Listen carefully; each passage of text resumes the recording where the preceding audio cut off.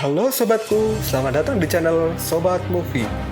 Tempatnya review film paling asik dan menarik buat sobatku semua. Yang baru gabung, silahkan klik tombol subscribe ya dan nyalakan loncengnya, supaya kalian tidak ketinggalan film-film seru yang Mimin upload. Oke, gak usah berlama-lama lagi, langsung aja kita ke reviewnya. Gasken sob.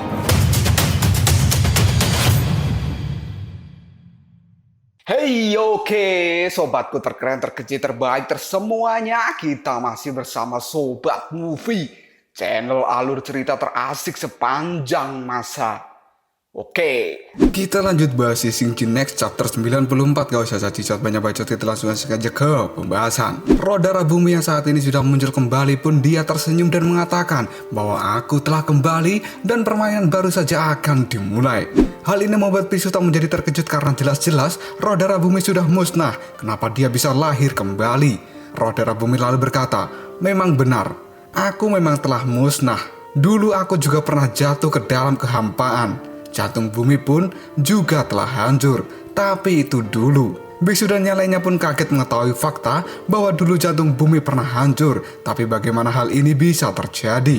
Raja Kebajikan lalu mengatakan, kuncinya adalah waktu. Kemudian Sasin Guanyin pun juga berkata, waktu. Apakah roh darah bumi telah menghancurkan urutan waktu? Roh darah bumi pun menjawab, akhirnya kalian mengerti juga kebenaran ini. Tapi penghancuran dunia tidak sesederhana aku menghancurkan urutan waktu. Tapi yang sebenarnya terjadi adalah aku sendiri yang telah menjadi pengontrol waktu itu. Roh darah bumi pun mengepalkan tangannya dan terjadilah sesuatu tarikan energi yang kuat. Tiba-tiba roh darah bumi kali ini mengatakan, kamu lagi. Ternyata saat ini Sun Wukong telah melepaskan diri dari pengaruh mantra Dewa Rulai. Dan kemudian Sun Wukong menggepuk tubuh roh darah bumi sampai hancur. Hal ini membuat Biksu dan yang lainnya kaget dengan apa yang telah dilakukan oleh Sun Wukong. Biksu lalu mengatakan, Amitabha. Karena saat ini tubuh roh darah bumi sudah hancur lebur menjadi genangan darah yang muncrat kemana-mana. Wujing lalu berkata, kakak Wukong hebat sekali. Dia sekali lagi menyelamatkan kita semua. Sambil menunjuk dengan wajah yang panik, Subaji lalu berkata, hei semuanya, lihatlah apa itu. Karena saat ini di langit muncullah sebuah pilar yang besar dan transparan. Dan pilar itu pun kemudian perlahan terbuka.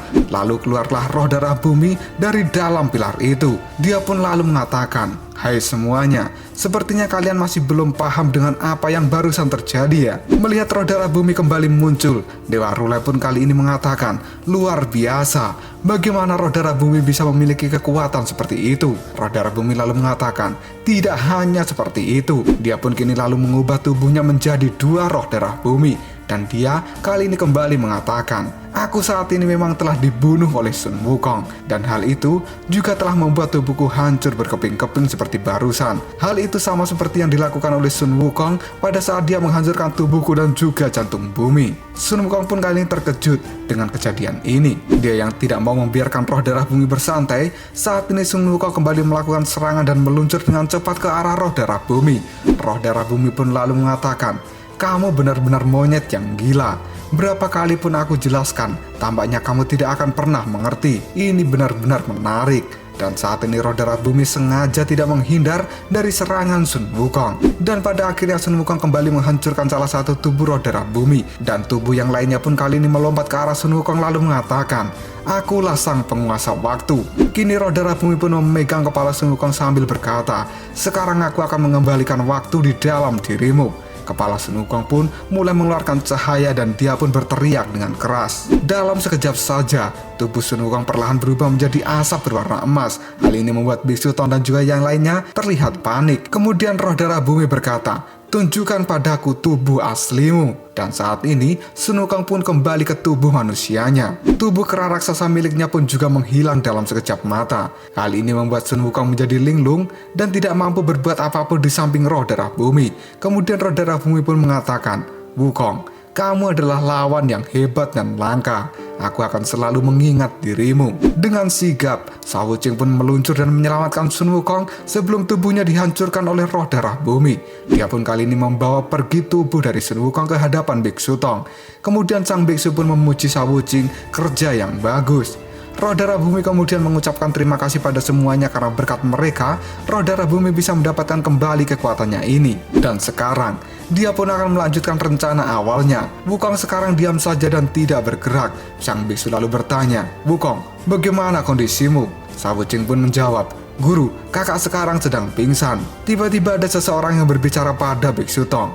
"Guru Agung, sebentar lagi tolong ikuti Taisang Lojun ke tempat dia pergi." Biksu Tong pun bingung siapa yang telah berbicara dengan dirinya. Dia pun kemudian bertanya pada Sa Wuqing dan Subaji, apakah barusan mereka berbicara dengan dia? Baji pun menjawab, "Guru, apakah kamu berhalusinasi lagi? Aku tidak sedang berbicara apapun." Dan saat ini, roh darah bumi pun terbang melintas di atas kepala Biksu Tong. Orang itu pun kembali berkata, "Guru Agung, ini semua tergantung pada dirimu." Karena ternyata yang berkata pada Biksu Tong adalah Dewa Tianyi. Roh darah bumi saat ini muncul di hadapan Taisang Lojun. Hal ini membuat Taisang Lojun dan Dewa Sasin bingung dengan apa yang akan dilakukan oleh roh darah bumi selanjutnya. Saat Dewa Sasin menoleh, roh darah bumi pun mengatakan, "Sasin Guanyin, kamu tidak perlu bertarung lagi. Hasilnya kamu pasti sudah tahu kan? Tidak perlu ada ketegangan di antara kita." Sasin Guanyin pun menjawab, "Iya, memang tidak ada ketegangan di antara kita." Taisang Lojun yang ketakutan dengan roh darah bumi pun kali ini berkata, "Roh darah bumi, demi memuaskan keinginan egoismu, kamu telah menghancurkan tatanan arus waktu. 3.000 dunia kali ini akan hancur."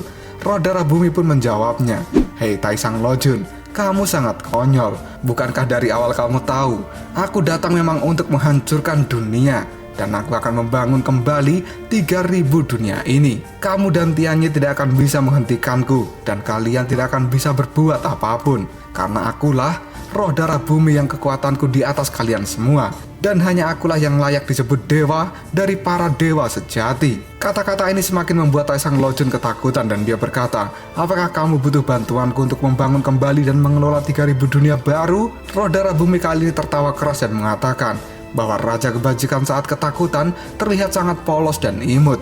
Hal ini membuat Raja Kebajikan semakin gemetaran. Pada saat yang sama, Biksu Tong kali ini berlari. Dia berpesan pada Subaji, Sa Wuqing, Aosway dan juga Sun Wukong untuk menjaga diri baik-baik. Hal ini membuat Baji panik dan bertanya, "Guru, kamu akan pergi kemana?" Sambil terus berlari, sang biksu pun menjawab, "Aku pikir aku masih memiliki sesuatu urusan penting yang harus kuselesaikan." Kali ini roh darah bumi pun memegang dahi Raja Kebajikan yang membuat Raja Kebajikan semakin gemetaran.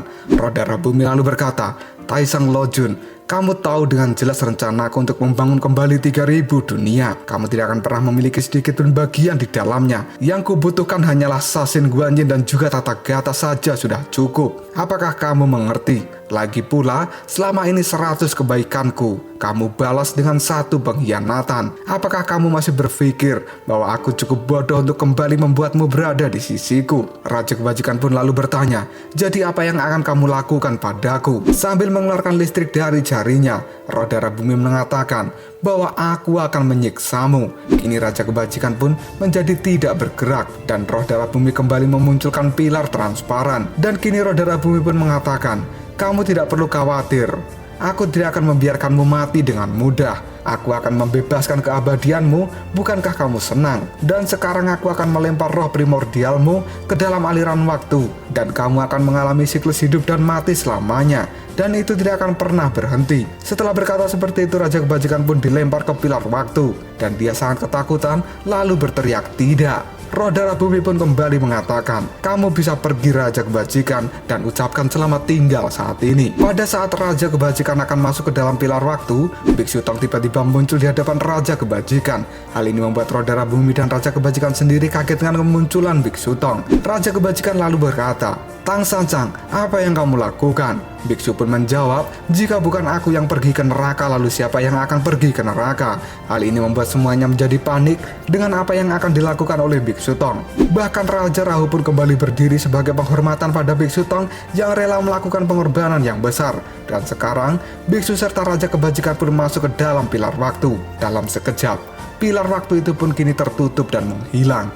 Roh darah bumi yang melihat kejadian ini pun berkata, "Awalnya aku hanya akan berurusan dengan Taisang Lojun, tapi Tang Sancang tiba-tiba muncul, ya sudah, ini malah akan mempermudah jalanku." Dan inilah saatnya telah tiba. Roda Rabumi pun kemudian mengeluarkan kekuatan badai berwarna hijau. Dia pun berteriak, upacara pemusnahan dunia resmi dimulai. Hancurkan seluruh dunia dan bangun kembali. Dengan segel tertentu, Roda Rabumi kembali menciptakan lubang hitam yang sangat banyak, dan dari tubuhnya pun juga keluar aura badai hijau yang dahsyat. Kepanikan pun mulai dirasakan oleh Subaji dan semuanya. Bahkan saat ini lubang hitam dan petir hijau telah muncul di seluruh dunia, dimulai dari istana surga, kemudian dunia manusia, dan bahkan kerajaan Ashura. Semua yang melihat fenomena ini sangat ketakutan. Bahkan di istana naga dan semuanya telah muncul lubang hitam dan petir hijau milik Roda Rabumi. Mereka semua terlihat sangat panik dan mengatakan, bencana besar apa yang akan menimpa dunia ini? Dan saat ini, Sun Wukong bahkan tidak bisa berbuat apapun. Dia hanya diam dan tidak berkutik. Subaji pun sudah kehilangan semangatnya dan dia kini mengatakan, kiamat. Semuanya sudah berakhir. Pada akhirnya, kita tidak bisa menghentikan kehancuran dunia. Wu Jing pun masih optimis dan kemudian memberikan semangat pada Subaji. Dan Aosue mengatakan, kita telah melakukan yang terbaik. Tapi semua keputusan tetap di tangan kreator komik ini. Wu Jing pun kembali berkata, jangan menyerah, pasti ada jalan. Sambil menangis, Subaji menjawabnya, bukannya kita yang menyerah, tapi si pembuat komiklah yang membuat kita menyerah. Dan saat ini, Roda Rabumi mengangkat tangannya dan memanggil tubuh Yuan Ying miliknya. Petir pun keluar dari tangan Roda Rabumi menuju ke jantung bumi sambil mengatakan, ayo, 5 roh darah, sekarang bersatulah. Dalam sekejap, jantung bumi pun mengeluarkan tembakan cahaya berwarna merah dan Roda Rabumi menyambut kedatangan tubuh kelima miliknya. Dan kini, tubuh Roda Rabumi pun diselimuti cahaya merah yang besar sebagai pertanda bahwa kelima tubuhnya saat ini telah bersatu. Dewa Sasi dan Dewa Rulai pun tidak mampu berbuat apapun dan mereka hanya bisa melihat kejadian ini. Dewa Rulai lalu berkata, rakyat jelata pasti sekarang telah menderita. Dewa Sasin pun bertanya, Tathagata, tidak ada lagi yang harus kita lakukan kan? Dewa Rulai pun menjawabnya, iya, memang sudah tidak ada yang bisa kita lakukan. Dewa Sasin kembali berkata, 3.000 dunia akan segera hancur dan akan terbentuk kembali. Roda Rabumi akan menjadi satu-satunya raja di seluruh dunia. Kemudian aku serta dirimu akan menjadi tangan kanan dari Roda Rabumi di era barunya. Bukankah begitu? Lalu Dewa Rulai pun berkata pada Dewa Sasin, Sasin Banyin, apakah kamu memperhatikan satu hal? Sasin pun bertanya, apa itu? Dewa Rulai kembali mengatakan, Roda Rabumi memang telah memulai program pemusnahan dunia. Sebenarnya dia tidak memerlukan tubuh kelimanya untuk bersatu dengannya untuk penghancuran ini. Jiwa baru yang lahir tidak bisa mendapatkan jantung bumi dan tidak memiliki pengaruh pada hasilnya. Sebenarnya Roda Rabumi dengan 4 tubuhnya saja sudah mampu menghancurkan dunia. Tapi yang kumaksud di sini adalah bahwa menurutku Roda Rabumi memiliki penyakit jiwa untuk menjadi yang terkuat dan juga yang terhebat. Makanya dia terlalu terobsesi dengan tubuh kelimanya yang saat ini baru saja lahir. Dan hal ini mungkin telah lama diketahui oleh para dewa sebelum kita. Lalu apakah yang akan terjadi selanjutnya? Apakah Roda Rabumi benar-benar telah menjadi gila? Bagaimanakah nasib 3.000 dunia serta Bisuta dan Raja Kebajikan yang jatuh ke dalam arus waktu? Jika kalian penasaran, tunggu aja jawabannya di next video. Koprol Shop. Tetap stay di channel Sobat Movie dan jangan lupa klik subscribe, like, dan share ke teman-temanmu agar channel ini dapat berkembang dan menghibur kalian semua. See you next tomorrow. Bye-bye.